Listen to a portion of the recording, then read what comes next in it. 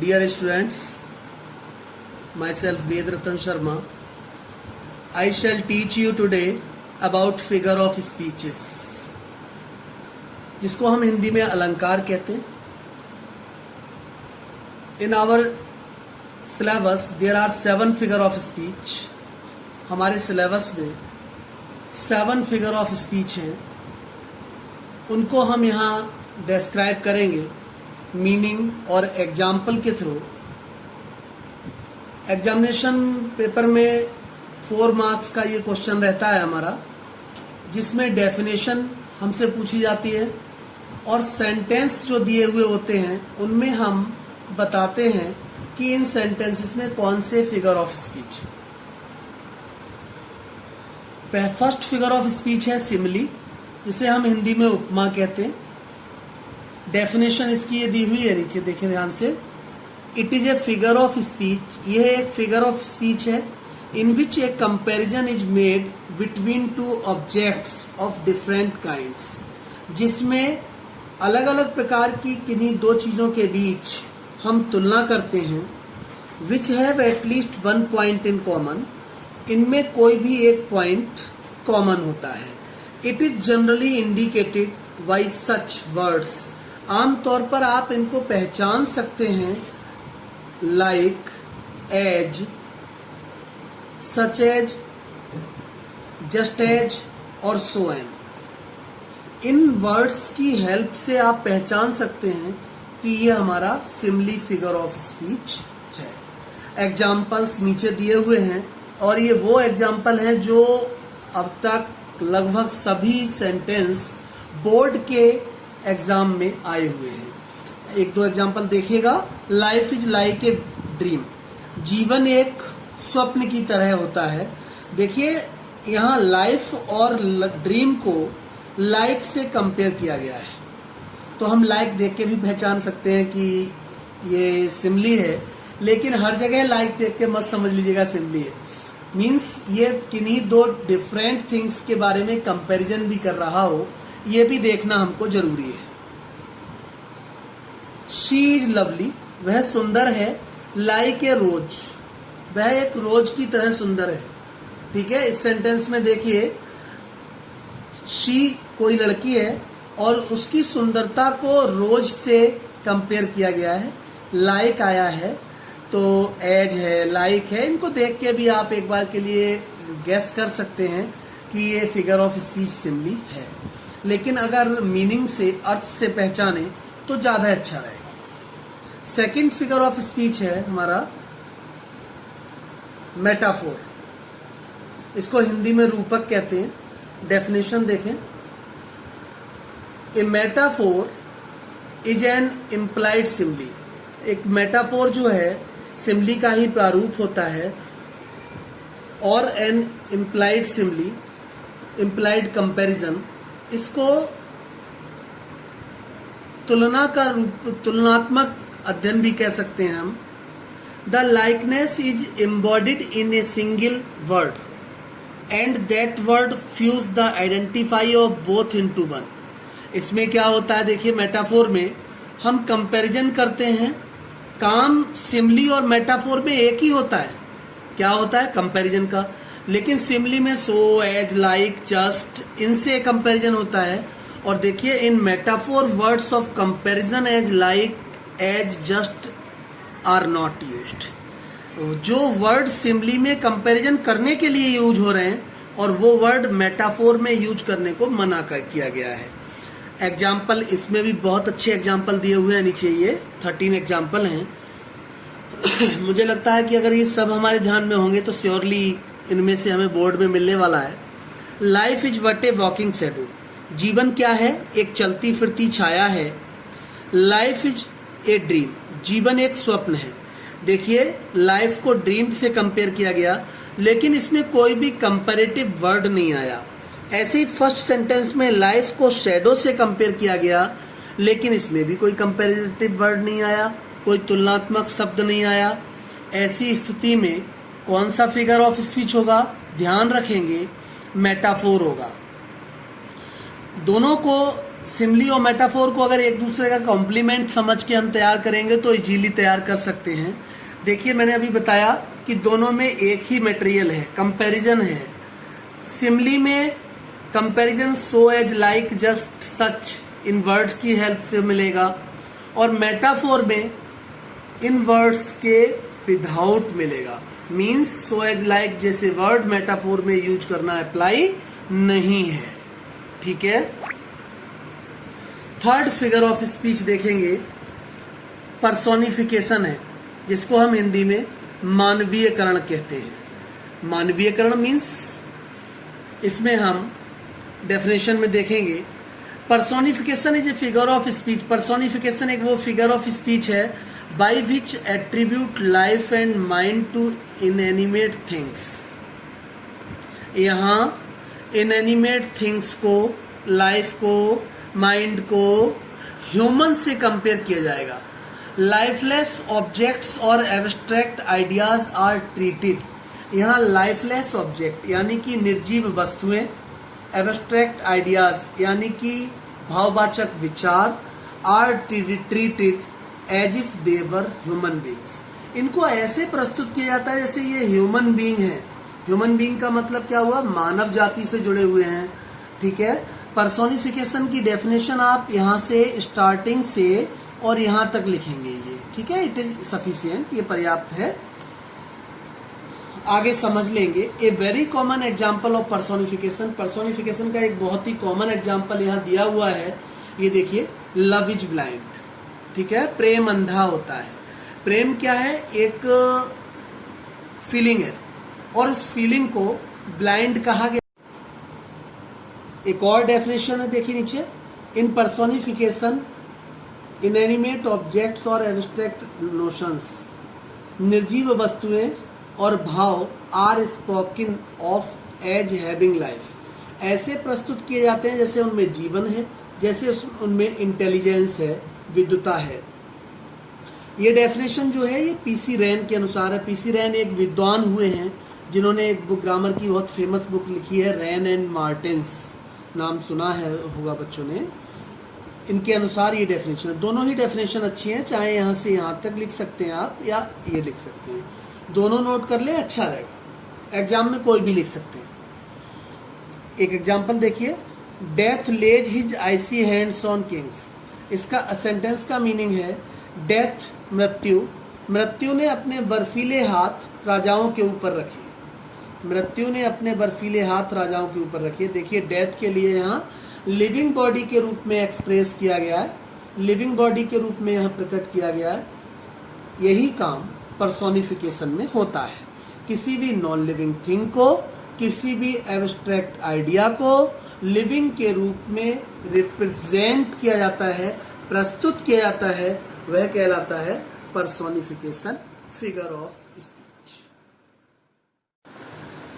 देखिए fourth figure of speech है apostrophe, जिसको हम हिंदी में संबोधन कहते हैं। डेफिनेशन देखिए इसकी, it is a figure of speech. ये एक फिगर ऑफ स्पीच है which force lies in addressing a dead person, जो किसी मृत व्यक्ति के लिए, एनिमल के लिए, थिंग वस्तु के लिए, एब्स्ट्रैक्ट क्वालिटी भाववाचक संज्ञा के लिए, और आइडिया या विचार के लिए प्रस्तुत करते हैं। और कैसे? As if it were alive, ऐसे प्रस्तुत करते हैं जैसे वो जीवित हो, प्रेजेंट, उपस्थित हो, कैपेबल ऑफ अंडरस्टैंडिंग, और समझने की क्षमता हो। एपोस्ट्रोफी फिगर ऑफ स्पीच में हम लोग ध्यान रखेंगे, यह फिगर ऑफ स्पीच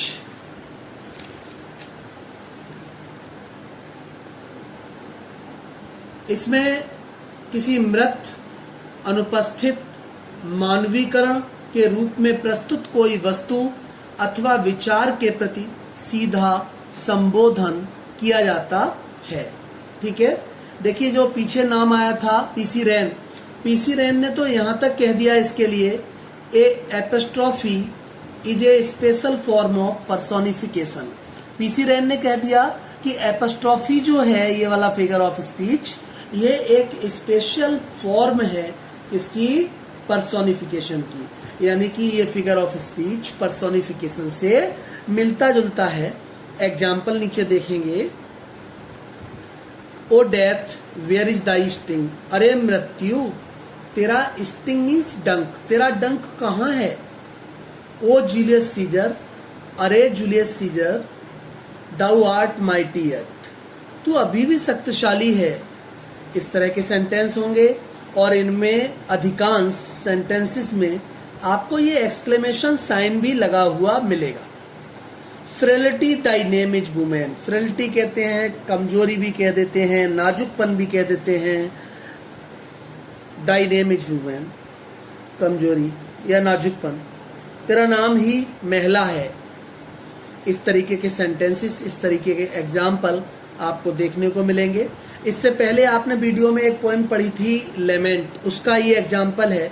लेमेंट पोएम की फर्स्ट लाइन से ये एग्जाम्पल लिया गया है, आप पहचान सकते हैं। ओ वर्ल्ड, ओ लाइफ, ओ टाइम, समझ रहे होंगे, ठीक है। इस तरीके के एग्जाम्पल हमें मिलते रहते हैं। और ये जो फिगर ऑफ स्पीच हम पढ़ रहे हैं, ये हमारे पोएट्री सेक्शन का मटेरियल है। पोएट्री सेक्शन में हमको लिखना है 7 फिगर ऑफ स्पीच, ध्यान रखेंगे। नेक्स्ट फिगर ऑफ स्पीच हमारा है ऑक्सीमोरन, इसको हिंदी में हम कहते हैं विरोधाभास, यानी कि अपोजिशन इसमें हमको देखने को मिलती है। It is an association of 2 words और फ्रेज, कोई वर्ड मिलेंगे, कोई फ्रेज मिलेंगे। एग्जाम्पल देखिए, she is feeling sweet pain of love, देखिए इस सेंटेंस में विरोधाभास मिलेगा आपको।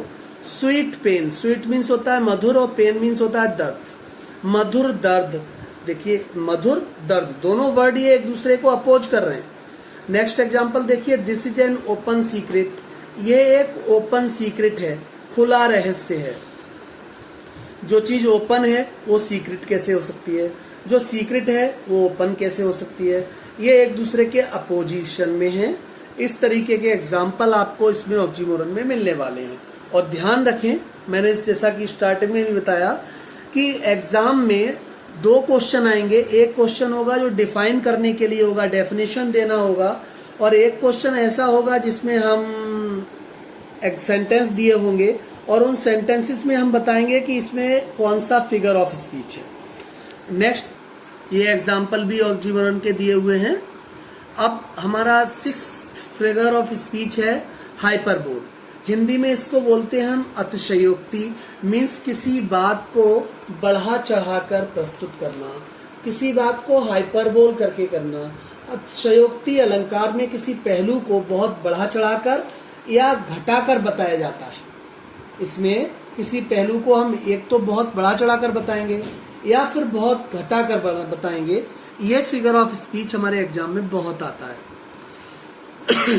डेफिनेशन देखेंगे, ये डेफिनेशन है यहाँ से।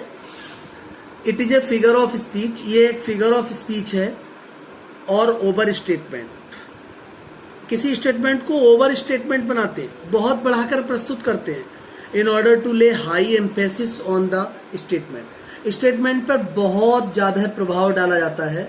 इन hyperbole things are presented as greater और लेस, बस वस्तुओं को या तो हम बहुत हाई लेवल से या बहुत लो लेवल से प्रेजेंट करते हैं, तो घटाकर या बढ़ाकर। बेटर और वर्स, या तो बहुत अच्छा बताएंगे या बहुत बुरा बताएंगे। देन दे रियली आर, जो वो वास्तव में होती है। एग्जाम्पल देखेंगे, she wept N ocean of tears, वो इतना रोई कि ओशियन ऑफ टीयर्स भर गया। मीन्स उसके रोने के आंसुओं से महासागर भर गया। लग रहा होगा हाइपरबोल है, किसी के रोने के आंसुओं से महासागर भरना क्या संभव हो सकता है? नहीं। दूसरा देखिए, reverse of blood flowed in the battle, खून की नदियां बह गईं युद्ध क्षेत्र में। देखिए बहुत ज्यादा हो सकता है, बहुत ज्यादा रक्तपात हुआ हो, बहुत ज्यादा ब्लडिड वार रहा हो, लेकिन खून की नदियां बहना ये तो समझ ही सकते हैं कि अपने में कहीं भी पॉसिबल नहीं है। एक और एग्जाम्पल देखिए, 10,000 saw I at a glance, मैंने 10,000 को देखा एक ग्लैंस में। ग्लैंस कहते हैं दृष्टि, एक नजर में मैंने 10,000 को देखा। देखिए आप कैसे संभव हो सकता है, नहीं हो सकता है। देख कितने भी सकते हैं but we can not count, लेकिन हम उनको काउंट नहीं कर सकते। एक और एग्जाम्पल दिखाई दे रहा है, all the perfumes of Arabia. हम लोग जानते हैं अरब के परफ्यूम बहुत फेमस होते हैं। All the perfumes of Arabia, Arab के सारे परफ्यूम मेरे इन गंदे हाथों को कभी सुगंधित में नहीं बदल सकते। ये शेक्सपियर का एक ड्रामा है, उससे लिया गया है एग्जाम्पल। ठीक है, तो इस तरीके के एग्जाम्पल आते हैं। एग्जाम्पल ये सभी नोट करेंगे, बोर्ड के लिए इंपॉर्टेंट है। लास्ट फिगर ऑफ स्पीच हमारा रहता है ओनोमेटोपोइया, ध्वनि चित्रण। ध्वनि चित्रण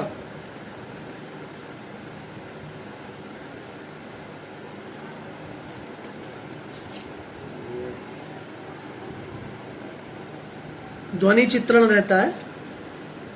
ओनोमेटोपोइया is the employment of words that intimate और सजेस्ट द साउंड। देखिए इसमें ओनोमेटोपोइया में क्या होता है, ये किसी भी साउंड को सजेस्ट करता है कि आखिर वो साउंड किसकी है, और इको या किस साउंड की इको क्या है, द सेंस उसका भाव क्या है। Sound effect is the most important factor. Sound effect जो है, आवाज का जो प्रभाव है, वो अपने में बड़ा इंपॉर्टेंट फैक्टर होता है, महत्वपूर्ण भाग होता है। The words by their very sound suggest the sense और the meaning of those words. The words by their own sound, देखिए शब्दों की आवाज से ये सजेस्ट होता है कि उनका भाव क्या है या वो शब्द किससे संबंधित हैं। यही ओनोमेटोपोइया कहलाता है। हिंदी में हम इसको ध्वनि चित्रण बोलते हैं। सीधी भाषा में समझिए कि किसी भी तरह की कोई भी अगर साउंड है, कोई भी अगर आवाज है, that is known by the name of onomatopoeia. नीचे एग्जाम्पल देखेंगे, a murmuring whisper through the nunnery run. Murmuring की आवाज एकांत स्थान पर सुनाई पड़ रही थी, सरसराहट की आवाज। ठीक है, इन सभी एग्जाम्पल में हम क्या देखेंगे कि किसी ना किसी प्रकार की, किसी भी एनिमल की, नेचर की, ह्यूमन की साउंड पाई जाएगी, और वो साउंड हमें सजेस्ट करेगी उस ग्रुप की वैरायटी को, उस ग्रुप की बिलोंगिंग को। यही फिगर ऑफ स्पीच ओनोमेटोपोइया कहलाएगा। ठीक है, today I taught you about figure of speech. In my opinion, you will write these figure of speech in your poetry section. आप ये figure of speech, इनकी definition, इनके example सभी पोइट्री की copy में लिखेंगे, पढ़ेंगे। उसके बावजूद अगर कहीं कोई प्रॉब्लम रहती है, you may consult to me at any time. Thanks a lot for understanding or hearing attentively.